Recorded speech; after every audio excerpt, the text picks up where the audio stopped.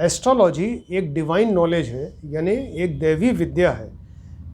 ऋषियों ने ब्रह्मांड जो 360 डिग्री का एक सर्किल है, गोला है, उसको 12 भागों में बांटकर 12 भाव या 12 हाउसेस बनाए जो एंटी क्लॉकवाइज गिने जाते हैं। हम पहले आपको बता चुके हैं पहले के लेक्चर में। तो एंटी क्लॉकवाइज अगर आप गिने तो 1 2 3 4 5 6 इन हाउसेस का नंबर कभी कुंडली में लिखा नहीं जाता, नेवर।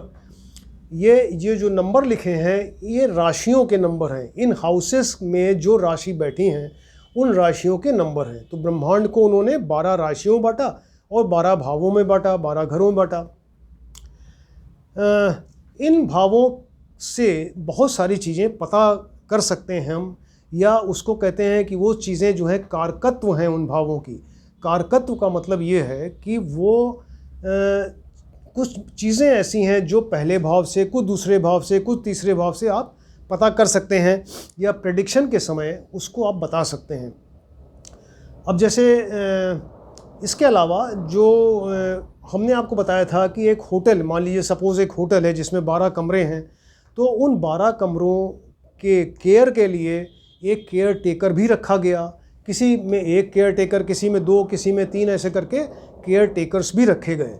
तो एक तो भावों के कारकत्व हैं, उनको जो कार्य दिए गए, और इसके अलावा उनको उन हाउसेस को, भावों को सुपरवाइज करने के लिए, कार्य करने के लिए एक केयर टेकर नियुक्त किया गया। अब पहला भाव हम देखते हैं, फर्स्ट हाउस जो है उसको, जिसको लग्न कहते हैं। और लग्न से हम क्या पता कर सकते हैं? तो लग्न से इंसान की पर्सनैलिटी पता चलती है, यानी उसका रूप रंग कैसा है, उसका व्यक्तित्व कैसा है, वो देखने में कैसा है, उसका चेहरा कैसा है, चेहरे का सौंदर्य कैसा है, उसकी हाइट कितनी है, उसका दुबलापन, मोटापन, ये सारी चीज़ें पता चलती हैं। इसके अलावा उसका मेंटल एटीट्यूड कैसा है, वो उसका बिहेवियर कैसा है, उसका कैरेक्टर कैसा है, ये सारी चीज़ें फर्स्ट हाउस से आपको पता चल सकती हैं। इसके अलावा उसकी हेल्थ के बारे में, वो जीवन में कितनी उन्नति करेगा, प्रोग्रेस करेगा, ये सारी चीज़ें फर्स्ट हाउस से पता करते हैं। फर्स्ट हाउस का जो लॉर्ड है, स्वामी है, उसको लग्नेश, और इसका केयर टेकर जो है वो सूर्य है।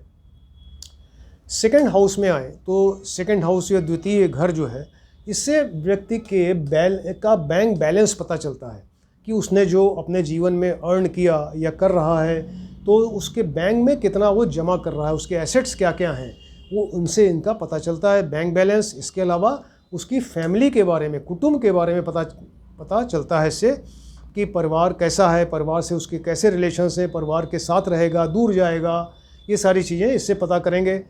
इसके अलावा सेकंड हाउस से उसकी वाणी का पता चलता है, वो वाणी कैसी है, बहुत कर्कश वाणी है या बोलने में अच्छी है, जो सुनने में अच्छी लगे, ऐसी वाणी है उसकी। इसके अलावा प्राइमरी एजुकेशन, जो क्लास 2, क्लास 3 तक की एजुकेशन जो है वो इससे पता चलती है। और इससे राइट आई, दाहिनी आँख का पता चलता है। और इस भाव का जो लॉर्ड है, स्वामी है, वो द्वितीयेश कहलाएगा, और इसका जो केयर टेकर है वो बुध और बृहस्पति हैं, 2 ग्रह इसके केयर टेकर हैं। अब थर्ड हाउस में आइए। थर्ड हाउस जो है, इससे साहस, पराक्रम, इंसान कितना बोल्ड होगा, कितना करेजियस है, ये पता चलता है। इसके अलावा उसके छोटे भाई बहन के बारे में पता चलता है। इससे राइट ईयर, दाहिना कान के बारे में पता चलेगा। और इसके अलावा न्यूज़ या समाचार के बारे में पता चलता है, और छोटी यात्राएं कितनी करेगा, शॉर्ट जर्नीज़ उसकी लाइफ में कितनी हैं, कैसी हैं, उनके बारे में ये पता चलता है इससे।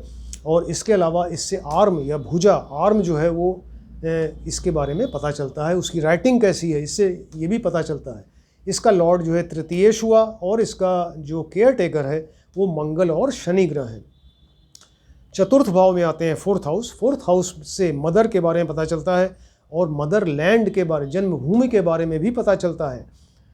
अगर कोई पाप प्रभाव है या दुष्ट ग्रह यहाँ बैठा है तो वो यहाँ नहीं रहने देगा, वो मदर लैंड से दूर कहीं वो उसको विदेश में ले जाएगा, या मदर लैंड से वो दूर जाएगा। और इस भाव से इंसान के जीवन में कितना सुख लिखा हुआ है, कितना सुख भोगेगा, ये भी पता चलता है। इसके अलावा उसके जीवन में ऐश्वर्य कितना है, वो भूमि भवन उसके लक में कितनी लिखी हुई है, और इसके अलावा जो है वो पब्लिक से उसको सपोर्ट कितना मिल रहा है, उसके पब्लिक से रिलेशंस कैसे हैं, ये इससे पता चलता है। तो नेता जो लीडर्स हैं उनकी कुंडली के लिए ये हाउस बहुत इंपॉर्टेंट होता है, क्योंकि वो जनता के सपोर्ट से ही इलेक्शन जीतते हैं। तो इसलिए जनता से उसका क्या रिलेशन है उस कैंडिडेट का, इसका पता चलता है। और 10th स्टैंडर्ड तक की पढ़ाई का भी इससे पता चलता है। तो इस भाव का जो लॉर्ड है, स्वामी है, वो चतुर्थेश, और इसका जो केयर टेकर है वो चंद्र, बुध और शुक्र हैं, 3 ग्रह हैं। पंचम भाव में आते हैं 5th हाउस। 5th हाउस से इंसान के संतान के बारे में पता चलता है, उसकी संतान कैसी होगी और कब होगी, पूरा डिटेल संतान के बारे में आप जान सकते हैं। इसके अलावा एजुकेशन, उसकी ओवरऑल एजुकेशन कैसी होगी, वो एजुकेशन बहुत अच्छी है या कंटिन्यूएशन में है या विघ्न बाधा के साथ कुछ गैप के बाद फिर से पढ़ेगा, ये सारी चीज़ें आप पता कर सकते हैं 5th हाउस से। उसकी बुद्धि, इंटेलिजेंस के बारे में पता चलता है। तो जो डॉक्टर्स हैं, इंजीनियर्स हैं, या जो और हाई पोस्ट पे हैं, एडमिनिस्ट्रेटिव सर्विस में, उनका 5th हाउस हमेशा बढ़िया होगा, क्योंकि वो बिना इंटेलिजेंसी के तो आगे बढ़ ही नहीं सकते ना। तो उनको इंटेलिजेंट होना ज़रूरी है। तो इसलिए इससे बुद्धि का पता चलता है, उसका इंटेलिजेंसी, उसकी ग्रेस्पिंग पावर, मेमोरी, सब पता चलेगा इससे। और फर्स्ट प्रेगनेंसी का पता चलता है इससे। फर्स्ट प्रेगनेंसी जो स्त्री की अगर कुंडली है तो उसकी जो फर्स्ट प्रेगनेंसी, उसके बारे में पता चलेगा। इसके अलावा इससे शेयर मार्केट, शेयर के बारे में पता चलेगा। और अगर वो गैम्बलिंग, जुआ, सट्टा बाज़ार, वो जो घुड़दौड़ बड़ा होती है उसमें लोग पार्टिसिपेट करते हैं, तो मतलब किसी तरह से ऐसे पैसा कमाना, वो सारी चीज़ें इससे पता चलती हैं। इसका जो लॉर्ड है उसको पंचमेश, और इसका केयर टेकर बृहस्पति है। अब 6th हाउस के बारे में आते हैं। 6th हाउस से रोग, डिसीज़ के बारे में पता चलता है। इसके अलावा वो जीवन में कितना कर्ज लेगा, कर्ज लेगा तो कर्ज अदा कर पाएगा कि नहीं कर पाएगा, और इसके शत्रु कितने होंगे, तो रोग, ऋण, शत्रु, और कितने मुकदमे उसको लाइफ में झेलने पड़ेंगे, उसके लाइफ में वो मुकदमेबाजी का भी घर है। वो इसके अलावा शरीर में जो उसकी इम्यूनिटी पावर है, वो रोग से लड़ने की क्षमता है, वो इससे पता चलेगी। और तो इसका जो लॉर्ड है तो वो है षष्ठेश, और इसका जो केयर टेकर है, कारक ग्रह है, वो बुध, मंगल और शनि है, 3 ग्रह हैं। अब 7वें भाव में आते हैं 7th हाउस। 7th हाउस जो है वो पति या पत्नी का घर है, और विवाह का घर है, रोमांस का घर है। ये वैवाहिक जीवन कैसा रहेगा, इससे पता चलेगा।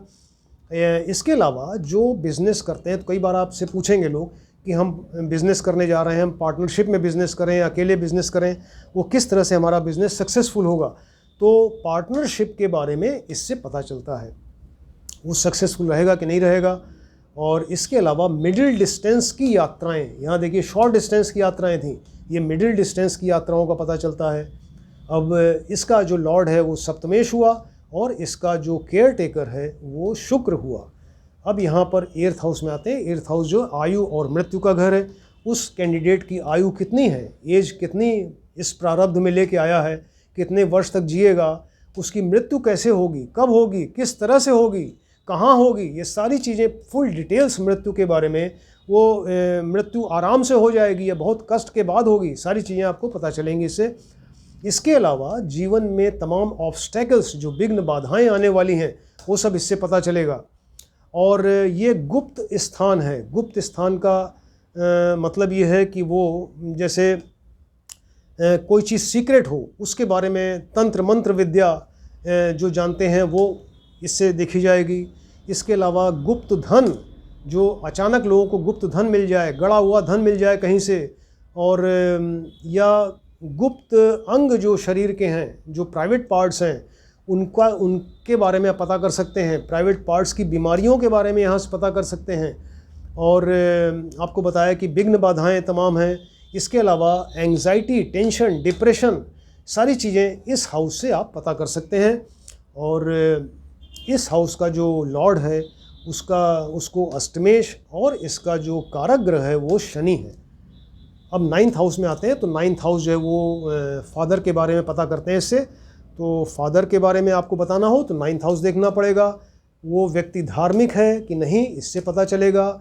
उस व्यक्ति का भाग्य कैसा है, लक कैसा है। इसलिए ये हाउस बहुत ज़्यादा इम्पॉर्टेंट है, क्योंकि वो अपने प्रारब्ध में, इस जीवन में कैसा भाग्य लेके आया है, तो भाग्य उसका साथ दे रहा है कि नहीं दे रहा है, सारी चीज़ें 9th हाउस से पता करेंगे। और इसका जो लॉर्ड है वो हुआ नवमेश, और इसका कारक ग्रह हुआ सूर्य और बृहस्पति। अब 10th हाउस जो है ये कर्म का घर है। इंसान जो आया है उसे क्या कर्म करना है, वो कैसा कर्म करेगा, वो यहाँ से पता चलता है। तो कर्म का घर बहुत ज़्यादा इम्पॉर्टेंट है, क्योंकि इसी पिछले जन्म के कर्म को लेकर ही वो इस जन्म में ये प्रारब्ध, ये कुंडली बनवा के आया है अपने जीवन में, और इस जन्म में जो कर्म कर रहा है वही अगले जन्म के का प्रारब्ध लेके अगला जन्म पुनर्जन्म उसका होने वाला है। तो कर्म की इम्पोर्टेंस बहुत ज़्यादा है। तो वो उसका कर्म कैसा होगा, वो सर्विस करे, बिजनेस करे, धार्मिक कर्म करे, अधार्मिक कर्म करे, चोरी डकैती राहजनी भी करने वाले हैं, सब तरह के कर्म हैं। तो अब जैसे कृष्ण ने अर्जुन से कहा युद्ध के मैदान में, तो अर्जुन जो है वो युद्ध करने के लिए डामाडोल हो रहे थे, करें कि न करें युद्ध, और पता नहीं क्या होगा परिणाम। तो कृष्ण ने कहा कि हमने तुम्हारे हाथ में सिर्फ कर्म दिया है, तुमको अपना कर्म ही करना है, फल तो हमारे हाथ में है, तुमसे उससे कोई मतलब ही नहीं है। तो ये हाउस जो है वो सिर्फ कर्म का है। तो ये कर्म जो है, तो इससे ये इसका जो इसके अलावा इससे मान सम्मान और ऐश्वर्य, कैंडिडेट का मान सम्मान, ऐश्वर्य, उसको यश कितना मिलने वाला है, उसकी प्रतिष्ठा कितनी होगी, और सर्विस में प्रमोशन कैसे होगा, ये सारी चीज़ें 10th हाउस से आप जान सकते हैं। इसका लॉर्ड जो है वो दशमेश, और इसके केयर टेकर, चूँकि इतना ज़्यादा इम्पोर्टेंट ये हाउस है, इसके ऋषि मुनियों ने 5 इसके केयर टेकर बताए हैं। और वो 5 जो केयर टेकर हैं हम आपको बताते हैं, सूर्य, मंगल, बुध, बृहस्पति और शनि, ये 5 इसके केयर टेकर हैं। यानी इस घर के, इस रूम के आगे जो है 5 केयर टेकर्स लगे हुए हैं बराबर, जो कैंडिडेट को बताते रहते हैं कि आप इस तरह से कर्म करो। अब यहाँ पे आते हैं एकादश भाव, 11th हाउस। 11th हाउस जो है वो इंसान की इनकम और उसके प्रॉफिट का घर है। उसकी इनकम कैसी होगी, कितनी होगी, वो एक सोर्स से होगी कि कई सोर्स से इनकम होगी, और जीवन में उसको कितना प्रॉफिट मिलेगा, ये सारी चीज़ें यहाँ से देखते हैं। इसके अलावा ये छोटे भाई बहन का घर था 3rd हाउस, ये बड़े भाई बहन का घर है, ये राइट ईयर था, ये लेफ्ट ईयर का घर है, बायां कान, और ये बड़े भाई बहन और राइट ईयर का घर है। और इसके अलावा आपको बताया कि इसके अलावा ये इंसान की इच्छा पूर्ति, उसकी जो फुलफिलमेंट ऑफ डिज़ायर है, कोई बात सोचे और वो पूर्ण हो रही कि नहीं होगी, या होगी कि नहीं होगी, वो इसी घर से पता कर सकते हैं आप। तो फुलफिलमेंट ऑफ डिज़ायर भी इससे पता करते हैं। और 11th हाउस जो है वो छोटी बीमारियों का भी घर है। देखिए 6th हाउस से बड़े रोगों का पता चलता है, बड़ी बीमारियां, और यहाँ से छोटी बीमारियों के बारे में पता चलता है। इसका लॉर्ड जो है वो एकादशेश, और इसका जो केयर टेकर है वो बृहस्पति है। अब 12th हाउस में आते हैं। 12th हाउस जो है वो हानि या व्यय, एक्सपेंडिचर का, लॉस का घर है। तो यहाँ से इनकम हो रही है, यहाँ एक्सपेंडिचर कर रहा है, इस हाउस में बैंक बैलेंस बना रहा है 2nd हाउस में, तो यहाँ पर ये व्यय, हानि, और प्लेजर ऑफ बेड जिसको कहा जाता है कि उसको नींद ठीक से आती है कि नहीं आती। बहुत से लोगों को देखा होगा आपने, उनको नींद ही नहीं आती, तो ये 12th हाउस उनका डिफेक्टिव है। अगर उसको बढ़िया साउंड स्लीप आ रही है, इसके मतलब 12th हाउस अच्छा है।